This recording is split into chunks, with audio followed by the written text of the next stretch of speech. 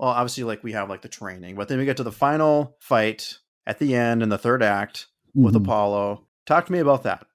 So, watching it again, it's like, man, Apollo, wanted to knock him out in the first round, right? And then nearly does, like, in the early rounds, within the first 4 rounds. But, true to his character and true to his nature, Rocky just doesn't go down. And then he, that bell rings and that music starts, da, da, da, da, da, da, dun, da. Like, that's when he gets determined. And so shades of the first movie happen where he's just hard to put away, and he starts attacking Apollo in a different way, going for those body shots again, which Apollo was susceptible to, as we found out in the first movie.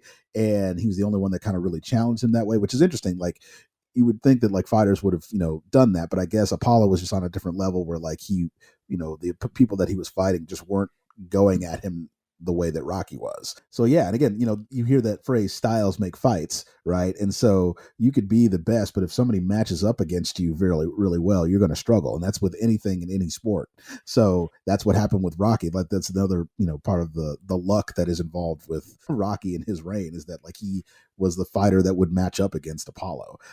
Not better fighter than Apollo, because as Apollo says in Rocky 3, is like, you fight great, but I'm a great fighter.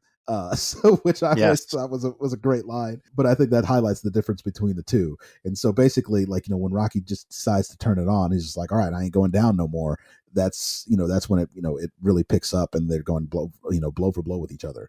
And we don't see these types of fights anymore. I don't know how much boxing you watch, like, in your day to day. We don't see fights like this, like, pretty much ever. The last time I could think of a fight being like Rocky and Apollo's, I gotta think back. Maybe the first Tyson Holyfield fight. Like, I have to go back that far, because fights don't really go like this. Hagler Hearns and the Sugar Ray Leonard era, those middleweights kind of fought like that.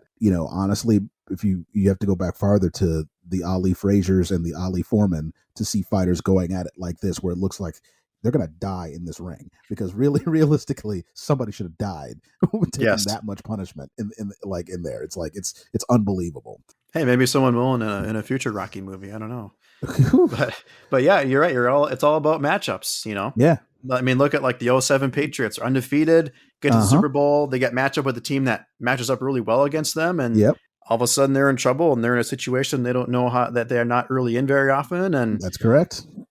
Strange things can happen. And then all of a sudden the Giants win, So, I mean, these matchups, and I think part of it too is like you were saying, there's Apollo's opponents that he faced before Rocky. I don't think they ever even had a chance to even figure out what was Apollo's weaknesses, because they were getting knocked out so quickly. But, that's probably what it was. And he was, being goofy about it, whatever back then. But, he's really committed now, and you really see it. And just like I think it's masterful dramatic tension in this fight. Like it's I mean, it literally feels life and death with the music too. That's another thing where it really gets you. It really does. It really brings it home in a way.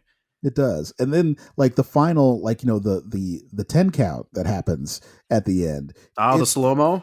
That's probably the most effective, use of movies making you be and feel on the edge of your seat for something.